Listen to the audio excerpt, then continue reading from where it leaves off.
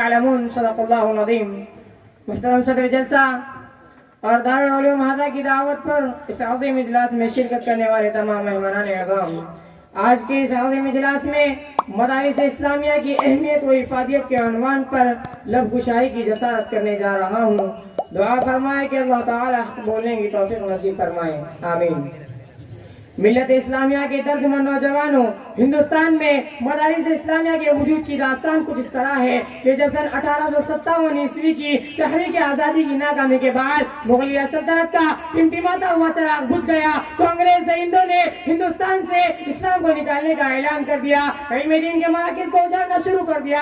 اس وقت ظاہری حالات سے ایسا لگ رہا تھا کہ اب شاید ہندوستان سے اسلام کا نام و نشان ختم کر دیا جائے گا، یہاں کی مسجدیں ویران ہو جائیں گی، ٹوپی اور گاڑی کا چلن بند ہو جائے گا.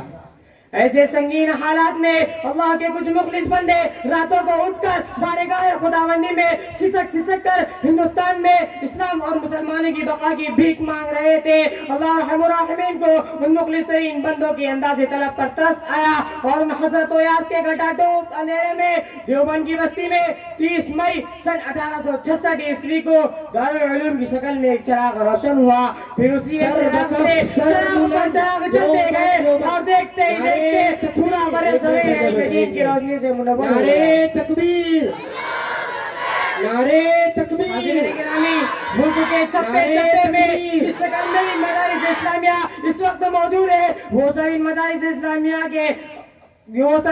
اسلامیہ کے مضبوط قلعے ہیں، اسلامی کلچر اور ثقافت کے آئینے دار ہے، اخلاق و ایمان، اخلاص و روحانیت کے سرچشمے ہیں. یہاں طلباء کو سیرابی ملتی ہے، یہاں امت کے مسائل حل ہوتے ہیں، یہاں تمام لوگوں کو رہنمائی ملتی ہے.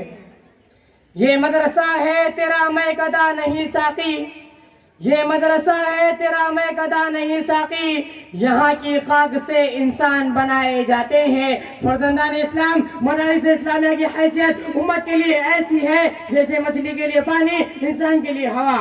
لہذا جس علاقے میں مسلمان ان مدارس اسلامیہ سے وابستہ رہیں گے وہاں دینداری باقی رہیں گی، اسلامی اخلاق اور دینی حمیت باقی رہیں گی. اور جس علاقے میں ان مدارس و مکاتب سے وابستگی نہ رہی تو یقین جانیے وہاں ضلالت و گمراہی نے پاؤں پھیلا لیے، حتیٰ کہ فکری ارتداد کی سازشیں بھی کامیاب ہوتی نظر آئی.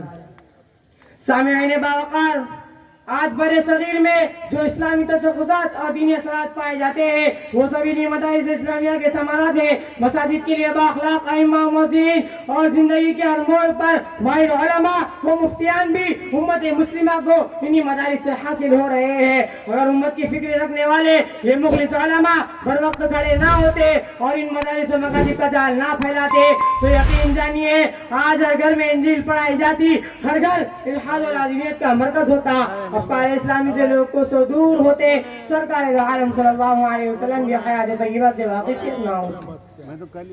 سامعین باوقار، ملک کے طول عرض میں جہاں بھی مدارس اسلامیہ اس وقت موجود ہیں وہ سب اسلام کے مضبوط قلعے ہیں، اسلامی کلچر اور ثقافت کے آئینے دار ہیں.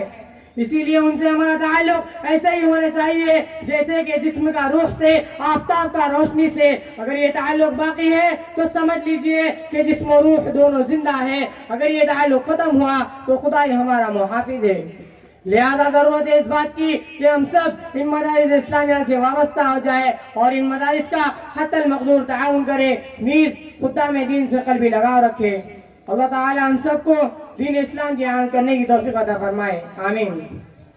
ہمیں ایمان لکھتے ہیں، ہمیں ایمان پڑھتے ہیں، ہمیں ایمان لکھتے ہیں، ہمیں ایمان پڑھتے ہیں، ہمیں کچھ اور مت پڑھواؤ، ہم قرآن پڑھتے ہیں.